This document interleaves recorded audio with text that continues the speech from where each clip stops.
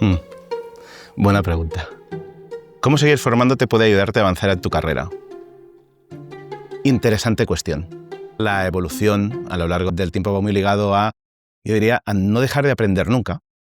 Y ese punto, pues para mí ha sido muy importante. De hecho, mi carrera ha dado muchísimos saltos y cambios a lo largo del tiempo, precisamente por haber conseguido aprender cosas que no sabía antes. Y uno de los ejemplos clarísimos era, yo empecé como ingeniero de caminos en construcción.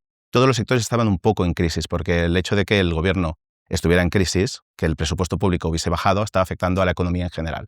Entonces ahí decidí hacer el MBA para poder solventar ese problema, porque la gente no entendía a qué me dedicaba. Cuando tú vas a hablar con un recruiter, los recruiters normalmente te clasifican. Tú eres marketing, eres operaciones, eres finanzas, eres comercial. Cuando tú miras a un ingeniero que se dedicaba a gestionar obra pública, ese perfil hace un poco de todo. Hace la planificación, la ejecución, negocia con la propiedad, cierra los contratos. Entonces, para ellos les descuadraba un montón. Y lo que tenía claro es que necesitaba conseguir tener un perfil un poco más completo y también hablar el mismo idioma, porque yo no lo hablaba. No me había dedicado tampoco a entender qué era cada uno de esos pilares a lo largo de mi carrera profesional hasta entonces.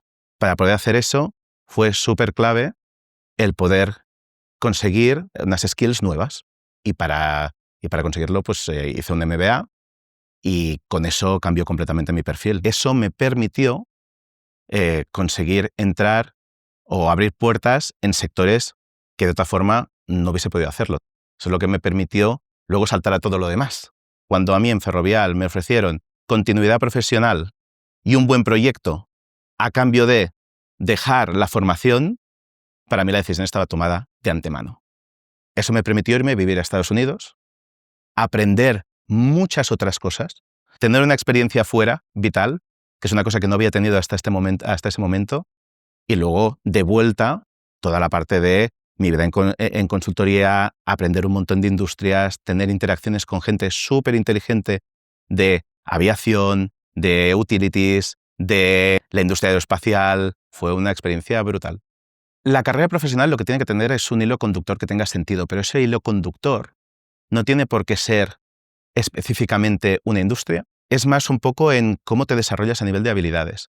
A mí si me hubiesen preguntado, el Xavi ingeniero de caminos que se dedicaba a construcción, ¿dónde vas a acabar? Pues en ese momento probablemente hubiese dicho, pues crecimiento lineal dentro de la misma industria, ¿no? Si me lo hubiesen preguntado en aviación, ahí ya seguramente ya te hubiese contestado distinto.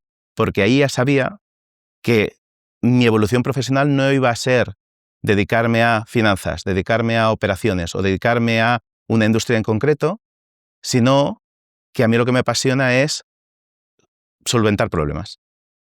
Y voy un poco ahí donde hay un problema que es interesante, sin importar tanto el rol y sin importar tanto la industria. Y esa es la coherencia, pero es de mi carrera, no necesariamente de la carrera de otra persona. Y esta también es la parte interesante a la hora de entender la gente que forma parte de tus equipos, porque cada uno tiene sus necesidades, sus prioridades, y también hay que ayudarles a entender cuáles son, porque mucha gente aún no las ha descubierto.